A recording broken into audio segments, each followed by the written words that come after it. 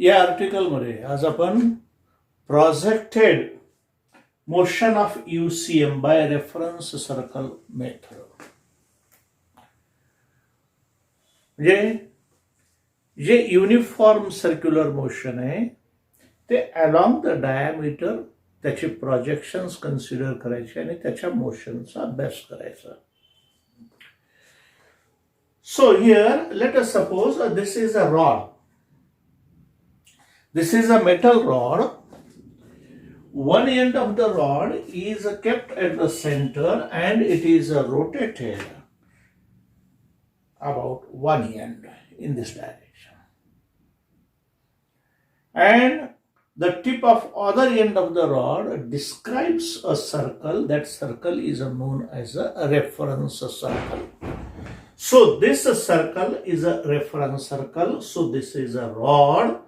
One end of the rod is kept at the center of the circle and it is rotated about this end, and other end describes the circle. That circle is known as a reference circle.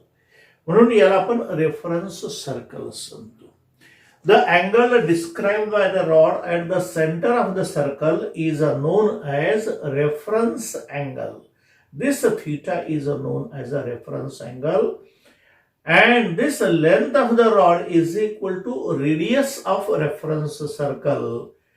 And if we expose a light on both sides on a screen which is kept along y dash. आपण y dash वर हा screen ठेवलेला आहे. या स्क्रीनच्या left साइडनं आणि right साइडनं दोन्ही साइडनं आपण त्याच्यावर लाईट एक्सपोज केला. या रॉडची इमेज किंवा प्रोजेक्टेड पोझिशन आपल्याला या स्क्रीनवर दिसते. तर पहा पहिला point, let a rod is rotating about one end O with constant angular velocity so that the other end of the tip of the rod describes the uniform circular motion. म्हणून या रॉडच्या other टिपचं जे motion आहे हे uniform circular motion आहे आणि या टिपचे आपण projections घ्यायला लागलो. So here second point, a parallel beam of light is exposed along x-axis, parallel to x-axis, so that we will get a shadow on the screen kept along the y dash. म्हणून y डॅशच्या दिशेने जे आपण या डायमीटरच्या दिशेने जो screen ठेवलेला आहे या स्क्रीनवर याच्या प्रोजेक्टेड इमेजेस आपल्याला मिळतील या टिपच्या. So light is exposed on either side of the screen. As this rod rotates, let this rod subtends an angle theta at the center of circular motion. Then the projected position of this P is a P dash. It means drop a perpendicular on y dash, that is a vertical diameter, that a projected position. That is, this perpendicular gives the projected position of the tip of the rod. And we will observe, या motion मध्ये आपल्याला काय observe करायचं आहे? We will observe the motion of the tip of the rod or projected position of a tip of the rod only. तर या y dash या स्क्रीनवर आपण या टिपच्या अदर एंडचं फक्त मोशन पाहणार आहेत. त्याचे जे अदर एंड जे आहे त्याच्या ज्या प्रोजेक्टेड पोझिशन्स आहेत या प्रोजेक्टेड पोझिशनचं मोशन आपण ऑब्झर्व करणार आहेत. When a rod is at initial position, then projected position is at this position, that is at mean position. He center. As this rod rotates, her rod rotates with this projected position will move towards the other extremity. When this rod is along OY, rod and its projected position coincides with each other. When this rod comes to this position, again this shadow will come to the center. So, and again this rod comes to this position. Then shadow and rod coincides with each other. Length of the rod and radius are one and the same. Again, this rod comes to this position. The shadow of the tip of the rod is at the center. It means this shadow goes from mean to extreme position, extreme to mean position, mean to extreme position, and again to mean position. So, the motion of the tip of the rod, motion of tip of the rod is analogous to a simple harmonic motion. I am not saying that that motion is a simple harmonic motion, but it is analogous. Simple harmonic मोशनच्या सारखं आहे ते. म्हणजे या मीन position भोवती या रॉडची जी projected position आहे ती एक्स्ट्रीम पोझिशनला जाते, मीन पोझिशनला येते, पुन्हा अदर एक्स्ट्रीम पोझिशनला जाते, पुन्हा मीन पोझिशनला जाते. So this motion of a shadow of a tip of a rod is just analogous to a simple harmonic motion. मग हे जर सिंपल हार्मोनिक मोशनच्या सिमिलर असेल, त्याच्यासारखंच असेल, तर याचे डिस्प्लेसमेंटचे इक्वेशन, व्हेलॉसिटीची इक्वेशन आपल्याला सिंपल हार्मोनिक मोशनच्या इक्वेशन सारखे मिळतात का हे पाहणं आवश्यक आहे. So we will see the next part of this article, that is a projection of the displacement. हे जे टिप ऑफ द शॅडोच्या ज्या प्रोजेक्टेड पोझिशन्स आहेत, त्या प्रोजेक्टेड पोझिशनची आपल्याला डिस्प्लेसमेंट पाहिजे. म्हणून या ठिकाणी फक्त आपण टिपचं जर मोशन गृहीत धरलं किंवा एक पार्टिकल आहे, तो पार्टिकल असा फिरायला लागला आणि त्याच्या प्रोजेक्टेड पोझिशनचं आपण मोशन कन्सिडर करायला लागलो, असं इमॅजिन करा. Let a particle is performing a uniform circular motion along the circumference of the circle. Light is exposed on both sides of the screen. Screen is kept along y dash. So we will get the projected images of the revolving particle. या revolving particle च्या projected images आपल्याला या स्क्रीनवर मिळतील. Let the initial position of the particle is a P naught. Initial position P naught है. Then the angle subtended by this initial position with respect to the mean position, that is called as initial phase angle, or it is the angle subtended by the position of a particle in SHM at the start of the motion, that is also called as initial phase angle. So phi is initial phase angle, and this particle moves from P naught to P in a time of t seconds. हा particle P naught to P पर्यंत t सेकंदामध्ये गेला. The angle described by this particle is omega t. म्हणजे या ठिकाणी दोन angular displacement आहेत. Initial phase angle हा अँगलच आहे आणि या ठिकाणी दुसरी अँग्युलर डिस्प्लेसमेंट ओमेगा टी आहे. याचा जो टोटल येईल ओमेगा टी प्लस फाय, याला आपण फेज ऑफ एसएचएम असं म्हणतो. पहा, अँग्युलर डिस्प्लेसमेंट आणि फेज याच्यामध्ये क्लिअर डिस्टिंक्शन असणं आवश्यक आहे. Angular displacement, it is an angle described by the particle at the center of circular motion, that is called as angular displacement. But what is a phase? It is the total angular displacement, or it is the sum of angular displacement described by the particle and initial phase angle. या initial phase angle आणि या angular displacement ची बेरीज म्हणजेच total angular displacement, किंवा त्याला आपण phase of SHM असं म्हणलेलं आहे. म्हणून फेज ऑफ एसएचएम हा थीटा आहे, ओमेगा टी अँग्युलर डिस्प्लेसमेंट आहे, फाय हा इनिशियल फेज अँगल आहे. म्हणून so this is the present position of the radius vector. हे रेडियस वेक्टरची प्रेझेंट पोझिशन आहे. So, in a circular motion, we have studied that this position vector always gives the displacement. आपल्याला position vector नेहमी करता ही displacement देतो. म्हणून या position vector आरचं जे इक्वेशन असेल ते आरचं इक्वेशन हे डिस्प्लेसमेंटचं इक्वेशन असेल. पण आपल्याला कोणती डिस्प्लेसमेंट कन्सिडर करायची आहे? आपल्याला जी डिस्प्लेसमेंट कन्सिडर करायची आहे ती या वाय डॅशच्या दिशेची डिस्प्लेसमेंट कन्सिडर करायची आहे. म्हणून या पोझिशन वेक्टर आर ला आपण रिझॉल्व करणं हे मस्ट आहे. So this position vector r always gives the displacement. Then position vector r is resolved into two components. One is r cos theta and another one is r sin theta. म्हणून हा जो position vector आहे त्याला आपण resolve केलं. Resolve करणं म्हणजे काय?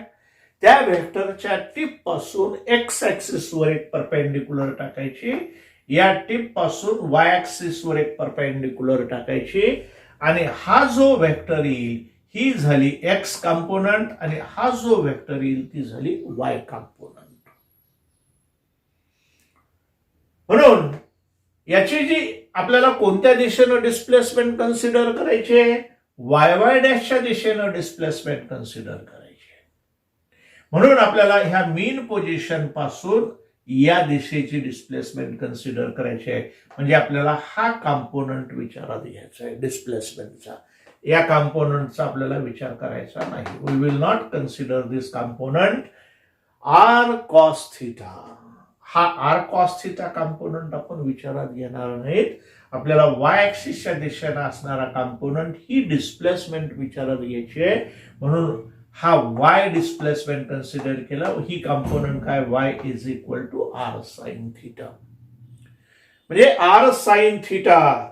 So this R sin theta gives the displacement of a projected position of a particle on this vertical diameter. म्हणून ही ओ एम जी आहे ही ओ एम ही डिस्प्लेसमेंट अलॉंग वाय ऍक्सिस आहे. That is the displacement of projected position of a particle on y-axis. So this r sin theta. So the component r sin theta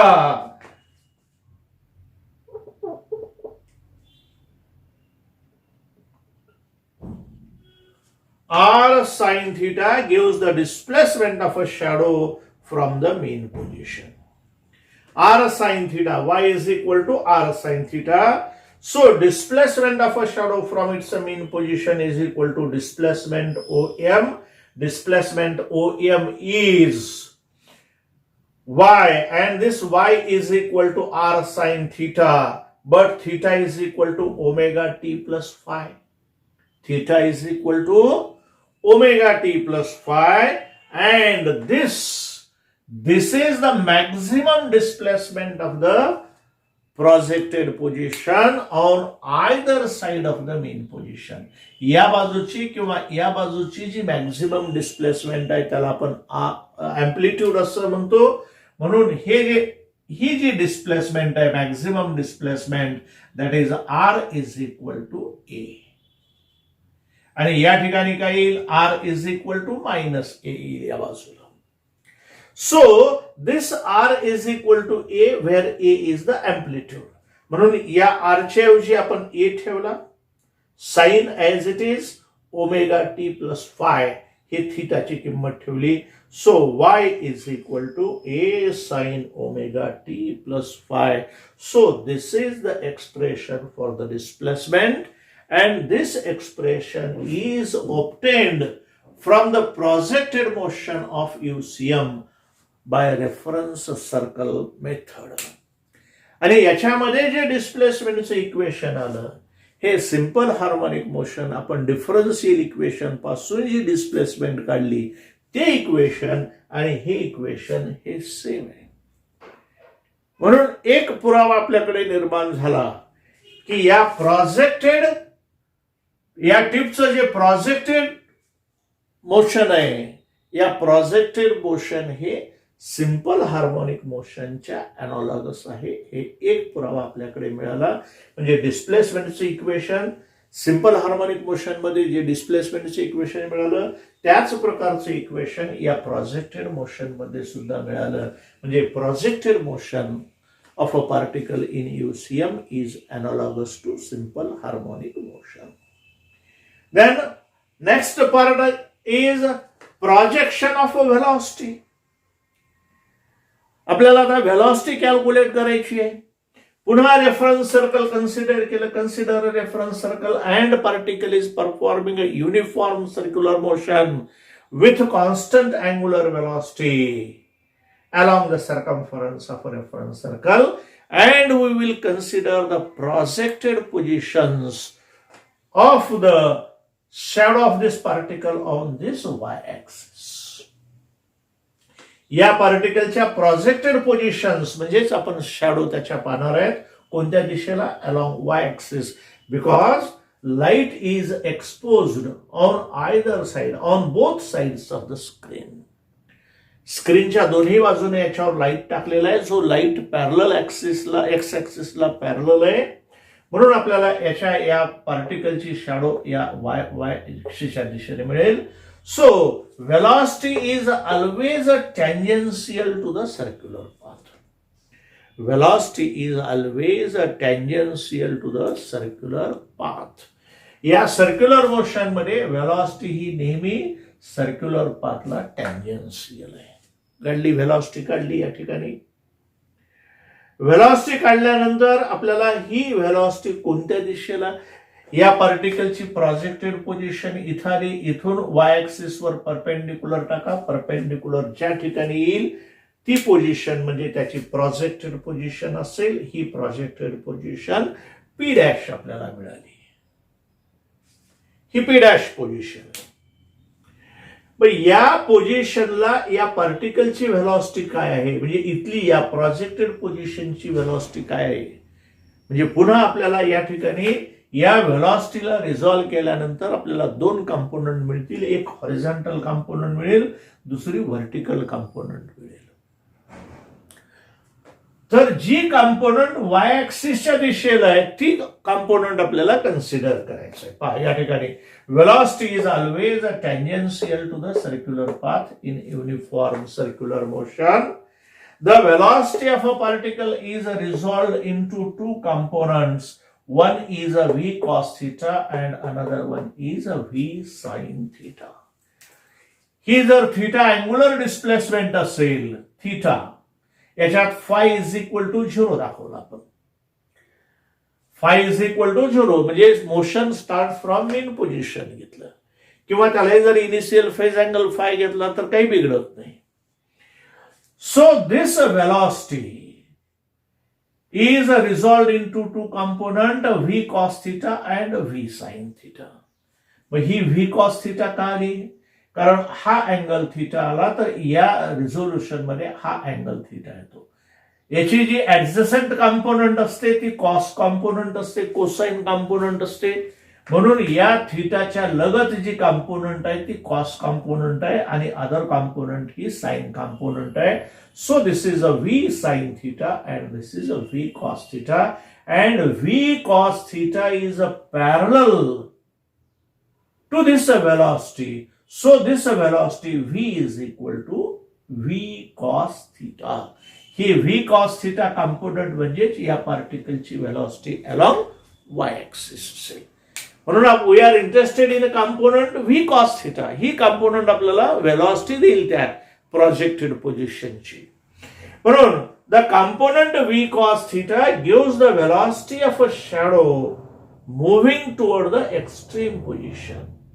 या projected position extreme position कडे जी move व्हायला लागली त्याची velocity ही component आपल्याला देते V cos theta. So the component V cos theta gives the velocity of a shadow moving toward the extreme position. So velocity of a shadow or velocity of a projected position कोणतंही म्हणत, velocity of a shadow or projected position is equal to V cos theta, but V is equal to, at this position, V maximum is equal to A omega. आता याची maximum velocity काय at mean position, V is equal to, V maximum is equal to A omega. So this is a V maximum cos theta येईल. म्हणून V च्या ऐवजी काय आला, V maximum is equal to A omega, या V च्या ऐवजी A omega आला, cos as it is, and theta is equal to omega t plus phi. या थीटाच्या ऐवजी ओमेगा टी प्लस फाय, म्हणजे या ठिकाणी हा थीटा हे फेज ऑफ एसएचएम देतो आपल्याला, तो फेज ऑफ एसएचएम आहे, म्हणून त्या थीटाची किंमत आली omega T plus phi. So V is equal to A omega cos omega T plus phi. म्हणजे या ठिकाणी सुद्धा आपल्याला व्हेलॉसिटीचं इक्वेशन जे आहे, हे व्हेलॉसिटीचं इक्वेशन आपल्याला सिंपल हार्मोनिक मोशन मध्ये जे व्हेलॉसिटीचं इक्वेशन मिळतं तेच इक्वेशन या ठिकाणी सुद्धा या प्रोजेक्टेड पोझिशन्स मध्ये सुद्धा आपल्याला तेच इक्वेशन मिळतं. म्हणून या प्रोजेक्टेड पोझिशनचं जे मोशन आहे, it is analogous to simple harmonic motion. So we have proved two things. आपण दोन गोष्टी सिद्ध केल्या, या पार्टिकलची या प्रोजेक्टेड पोझिशनची डिस्प्लेसमेंट आणि या प्रोजेक्टेड पोझिशनची व्हेलॉसिटी. हे सिंपल हार्मोनिक मोशन त्यांचे जे इक्वेशन्स आहेत, हे इक्वेशन्स सिंपल हार्मोनिक मोशनची मध्ये मिळालेली इक्वेशन्स एकमेकाच्या सारख्या आहेत. आता यानंतर आपण ऍक्सेलरेशन पाहणार आहेत. So acceleration is equal to, so acceleration of a projected position, acceleration of projected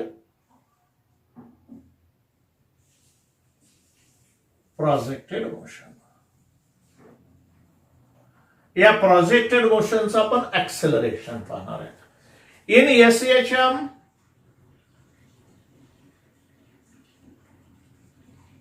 acceleration is equal to minus omega square x. Acceleration is equal to minus omega square x, or we can say that in SEHM acceleration is directly proportional to the displacement, and acceleration A is equal to minus omega square x. X is the displacement. Omega square is the constant of proportionality, and this negative sign shows that acceleration and displacement are in opposite direction. म्हणून हे equation आलं. हे equation आल्यानंतर but X is equal to A sine omega T plus phi. So acceleration A is equal to minus A omega square sine omega T plus phi. So this is the expression for acceleration, and this expression of acceleration is also similar to the expressions which we have obtained in simple harmonic motion. Simple harmonic motion मधलं acceleration equation आणि या projected motion मधलं acceleration equation सारखंच आहे. म्हणजे displacement equation same आहे, व्हेलॉसिटीचे equation same आहे, ऍक्सेलरेशनचे equation same आहे. म्हणून युनिफॉर्म सर्क्युलर मोशन मध्ये जर आपण त्या पार्टिकलचं प्रोजेक्टेड पोझिशनचं जर मोशन कन्सिडर केलं, तर या प्रोजेक्टेड पोझिशनचं मोशन हे अॅनालॉगस टू म्हणतोय मी, त्याच्या सारखं म्हणतोय सिंपल हार्मोनिक मोशन म्हणत नाही, कारण या शॅडोला मास नाही, त्याच्यामुळं रिस्टोरिंग फोर्स याच्यामध्ये ॲब्सेंट असतो. म्हणून या मोशनला आपण ॲनालॉगस म्हणतो, ॲनालॉगस टू सिंपल हार्मोनिक मोशन. तर अशा प्रकारे आपण सिद्ध केलं की या प्रोजेक्टेड पोझिशनचं जे मोशन आहे हे ॲनालॉगस टू सिंपल हार्मोनिक मोशन आहे.